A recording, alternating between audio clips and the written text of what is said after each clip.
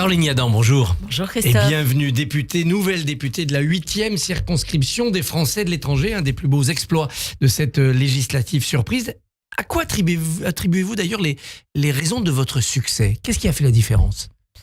À plusieurs facteurs qui se sont rejoints à un moment donné. Je pense que j'étais au bon moment, au bon endroit, à la bonne place. Vous m'aviez reçu juste lorsque je commençais la campagne et je vous avais dit ce qui va pouvoir faire la différence, c'est d'abord la différence évidemment de personnalité entre Meyer Habib et moi, et puis le bilan qui était le mien à l'issue de ces 2 ans de mandature, un bilan fondé sur de l'action, fondé sur des choses très concrètes à l'Assemblée nationale, sur du travail, sur des textes de loi, et puis aussi bien sûr ce qui a fait la différence, c'est que je me suis déplacée. Je me suis déplacée évidemment en Israël, où j'ai réussi contre toute attente à convaincre beaucoup d'électeurs. J'ai quand même eu près de 3500 voix pour moi, ce qui est énorme eu égard à l'étiquette que je portais et qui était un repoussoir. Alors c'est pas le macronisme qui a été plébiscité là-bas, c'est vous. Absolument pas. Donc je me suis déplacée en Israël, où les gens qui votaient Meyer avant, ont été séduits aussi par ma personnalité et par le fait que j'étais une femme d'action, que je disais ce que je faisais ce que je disais. Et puis, je me suis rendue dans les autres pays de la circonscription parce qu'évidemment, je considère que cette circonscription, la 8e, ça n'est pas que Israël. Et je pense qu'ils m'ont davantage vu que... C'est la Grèce, l'Italie, la Turquie. Voilà, exactement. C'est la Grèce, la Turquie, l'Italie, Malte, Chypre, le Vatican, etc. Et je me suis rendue beaucoup donc en Italie, en Grèce et en Israël. Et le fait de m'avoir vue, le fait de discuter avec moi et de voir que j'étais une femme qui écoutait et qui permettait ensuite de fédérer derrière un certain nombre de députés, je pense que ça les a convaincus parce que, encore une fois, je leur ai présenté aussi un programme et qu'ils avaient envie d'être représentés par une députée digne de ce nom. Alors pour les Français qui sont en Israël, qu'allez-vous faire ? Quels seront vos combats ? Alors, plusieurs combats. D'abord, un combat, évidemment, qui est la continuité du combat que j'ai toujours mené en France. D'abord comme militante associative, et puis ensuite comme députée depuis 2 ans, c'est-à-dire continuer à lutter de manière acharnée contre l'antisémitisme, contre cette explosion de l'antisémitisme, contre les partis et les personnes qui sont porteurs de cet antisémitisme et à l'origine de cet antisémitisme, qui est donc la haine des Juifs, qui se nourrit notamment de la haine d'Israël aujourd'hui. Et puis, bien sûr, un côté programmatique pur et dur. Comment permettre à ces Français israéliens d'améliorer leur vie quotidienne. Ça passe par les diplômes, ça passe par la retraite, ça passe par la simplification administrative. Voilà, donc il y a vraiment 2 volets.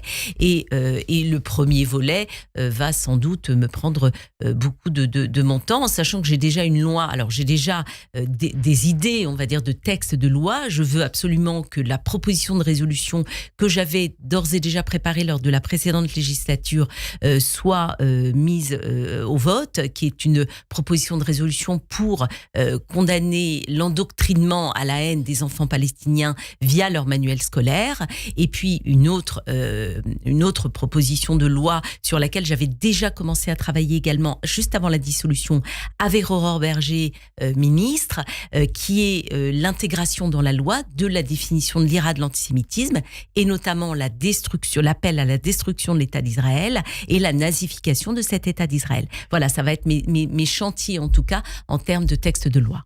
Que répondez-vous ? Quelle attitude aurez-vous face à ceux qui disent, comme par exemple Avigdor Lieberman, Juifs de France, partez, fuyez, ce pays maintenant, c'est le nouveau Front Populaire, c'est Mélenchon. Oui, alors j'ai déjà eu l'occasion de m'exprimer sur ce point. En ce qui me concerne, moi je pense que si on part tous, ce sera encore pire. Ils auront toute la place, les antisémites. Il y a une force. Oui, mais d'abord, les insoumis sont quand même ils sont moins nombreux, quand même, il faut le dire. Hein. Il y a quand même 10 députés en moins à l'Assemblée nationale que lors de la précédente mandature. Alors, vous me direz, il y a les pires. C'est les plus durs qui restent. Il y a les pires, et moi, ça m'effraie terriblement. Et en même temps, moi, je suis une femme de combat, je suis une femme qui prend la nécessité de les combattre au jour le jour et de faire...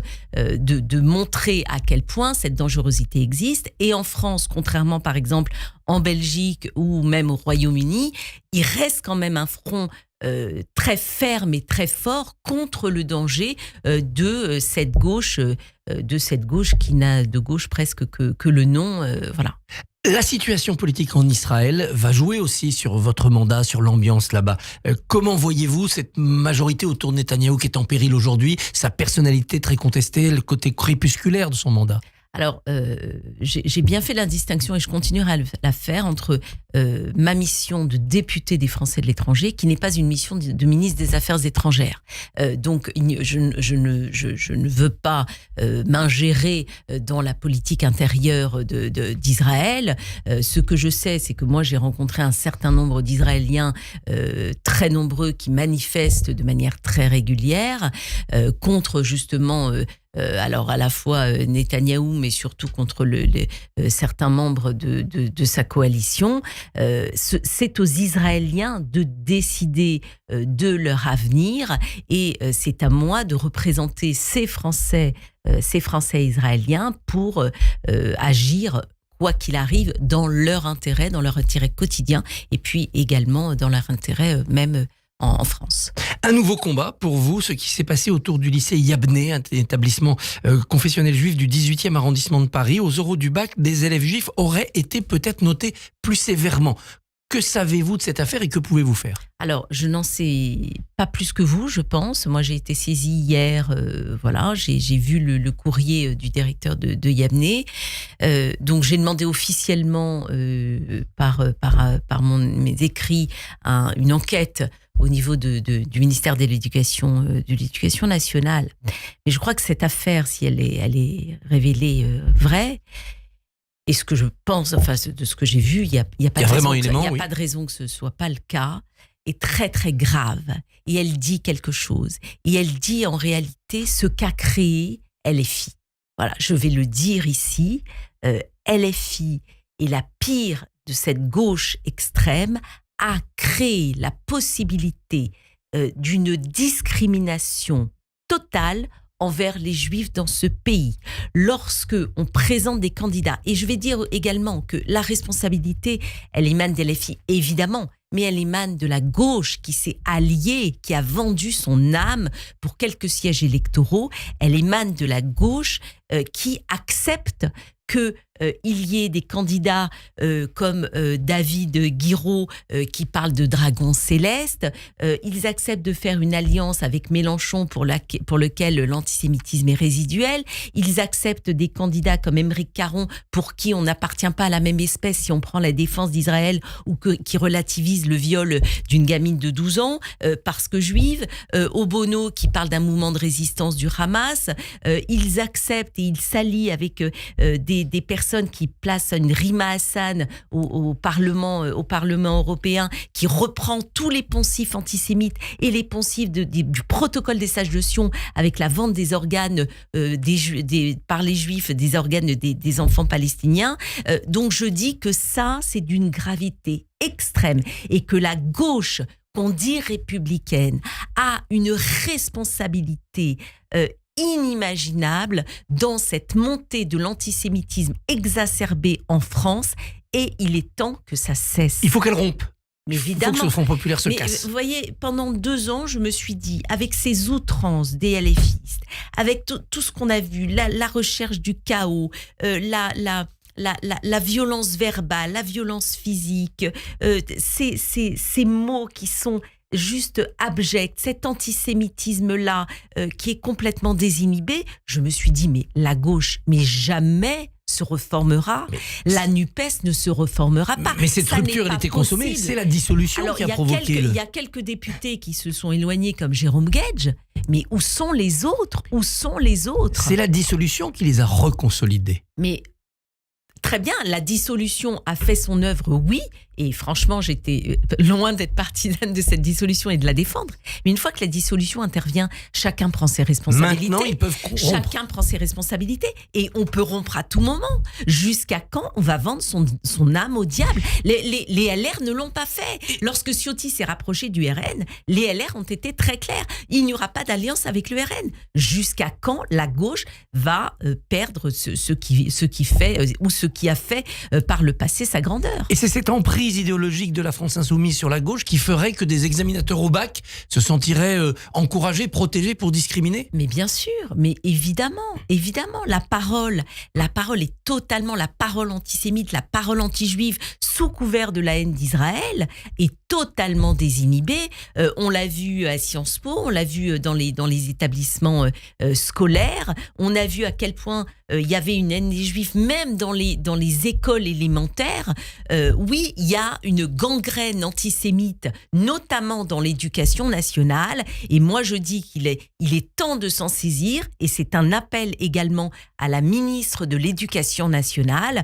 On ne sait pas jusqu'à quand le gouvernement va tenir. En tout état de cause, la ministre aujourd'hui reste la ministre de l'Éducation. Il faut se saisir de cette affaire. Il faut sanctionner si jamais ces faits sont avérés. Il serait inimaginable qu'on ne puisse pas y apporter une sanction ferme et définitive, c'est-à-dire l'exclusion pure et simple de ceux qui se sont livrés à ces discriminations inacceptables. Le président de la République a donc écrit une lettre à tous les Français où il prône la recherche d'un arc républicain, d'une majorité solide, allant des sociodémocrates jusqu'au LR. Déni de démocratie, dit le Front populaire. Laissez-nous travailler à un gouvernement. Non mais, encore une fois, pardon, mais on ne peut pas imaginer un instant qu'il y ait un gouvernement où il y ait des ministres, par exemple, LFistes. Il y aura une motion de censure tout de suite. Il y aura une motion de censure immédiate. Mon groupe est parfaitement aligné sur ce point. Et puis, il ne faut pas quand même négliger qu'il y a aujourd'hui à l'Assemblée nationale, oui, le Front populaire, le nouveau Front populaire est un peu majoritaire avec 170 députés, mais il y a deux blocs quasi équivalents quand même. Nous, on est 150 ou 100, un peu plus de 150, je crois. Ouais. Et le RN, en l'occurrence, est 130. Donc, il y a vraiment trois grands blocs quasi égalitaire, et je pense que c'est l'appel du président de la République, c'est aux républicains, ou à ce bloc républicain qui partage les mêmes valeurs et qui exclut un certain nombre de députés pour les raisons que j'ai indiquées tout à l'heure, à se former, à se parler et à trouver des compromis, comme ça se fait chez nos voisins européens. Pourquoi en France on serait différent ? Pourquoi ne pas aller vers quelque chose qu'on ne connaît pas, c'est-à-dire le dialogue, c'est-à-dire un rapprochement, moi qui me semble toujours possible. Mais Laurent Wauquiez dit non, pas de coalition, il veut bien un pacte législatif, texte par texte. Lui il dit non, peut-être qu'il y en a dans ses troupes qui en ont envie et qui se rangent un peu plus de raison. Si Olivier Faure fait un gouvernement sans LFI, il faut lui laisser sa chance quand même ? Si Olivier Faure fait un gouvernement, ça dépend, parce que je veux dire, moi, des DELV qui sont en fait des LFI cachés, dissimulés sous des petits arbres et des petites feuilles qui font joli, pardon, mais une Marine Tondelier qui cautionne à Sainte-Soline que des personnes envoient des cocktails Molotov sur des forces de l'ordre qui trouvent ça très bien, ou alors qui invite Médine à ses universités d'été. Médine, faut-il le rappeler, qui est un copain de Dieudonné et qui passe son temps, le rappeur, et qui passe son temps à faire des quenelles antisémites. Je suis désolée, il y a des frontières à mettre, il y a des valeurs à rappeler, et moi je ne pourrais pas envisager de soutenir, soutenir ce genre de choses. Aujourd'hui, Renaissance, c'est combien de divisions ? On voit des députés ne pas s'y inscrire, on voit des députés s'en aller, comme Sacha Houlié. Est-ce que Renaissance n'est pas en train de s'effriter ? Non, moi je pense pas. Moi je pense qu'on reste très unis. Alors oui, il y a quelques députés qui sont pas sur la même ligne, mais globalement, on partage quand même un socle de valeurs, et puis on souhaite vraiment, dans la très très grande majorité, que cette coalition puisse se faire. Et votre chef aujourd'hui, c'est qui ? C'est Emmanuel Macron ou c'est Gabriel Attal ? Alors pour l'instant, le chef de notre groupe, c'est Sylvain Maillard. Oui, pas de titre provisoire, il a dit lui-même à ce micro hier. Écoutez, nous verrons ce que l'avenir nous réserve. Voilà, moi j'avoue que j'ai un attachement particulier pour Gabriel Attal, lequel a été désigné quand même sur un dernier sondage, je crois que c'était hier ou avant-hier, comme le Premier ministre à 38%, je crois, des Mais il ne le sera plus. Les Français aimeraient quand même garder dans leur majorité. Mais ça ne sera pas le cas. Gabriel Attal. Donc c'est direction 2027 je pense pas maintenant que ce soit le cas. Écoutez, on verra. Mais en tout cas, moi, je suis un fervent soutien de Gabriel Attal, parce que je pense que c'est un homme brillant, intelligent et qui a des valeurs fortes. Caroline Yadan, députée de la 8e circonscription des Français de l'étranger. Bonne journée et puis bel été quand même. Merci à vous. Merci beaucoup Christophe, on vous retrouvera demain matin 7h45. Votre invité sera le grand rabbin de France, Raïm Corsia.